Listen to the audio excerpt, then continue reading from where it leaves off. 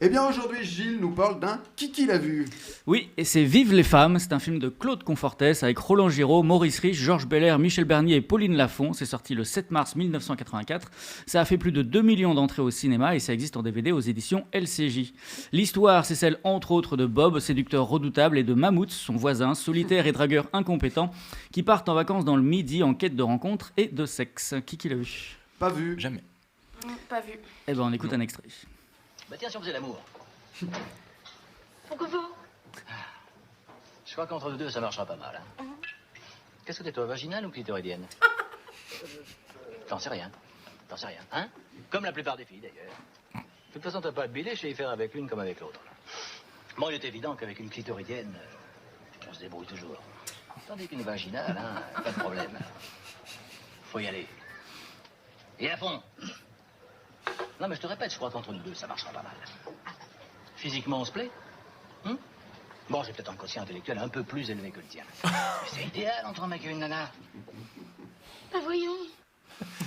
Alors, un regard tendre et cynique posé sur le sexe faible qui n'est pas celui qu'on croit, Dixit Glénat, société qui a édité l'album Vive les femmes du dessinateur Reiser et dont ce film est l'adaptation assez libre par son propre auteur. Et pour tous ses admirateurs ainsi que pour les autres, Vive les femmes, réalisé par Claude Confortès, apparaît comme une réelle et franche réussite, fidèle à l'esprit de son créateur originel, d'une liberté et d'un culot rare.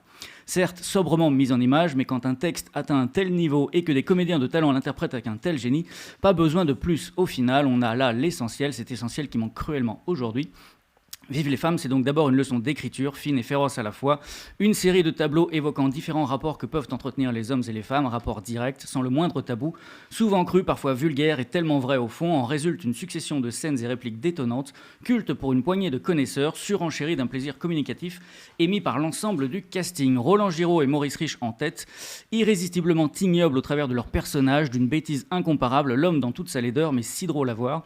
Bref, un film incontournable, hélas méconnu ou insuffisamment connu, qui du haut de ses 40 ans n'a pourtant pas pris la moindre ride, le témoin d'une époque révolue, tout en étant aussi quelque peu en avance sur son temps, de par l'abord de certaines thématiques, notamment au sein de sa chanson finale.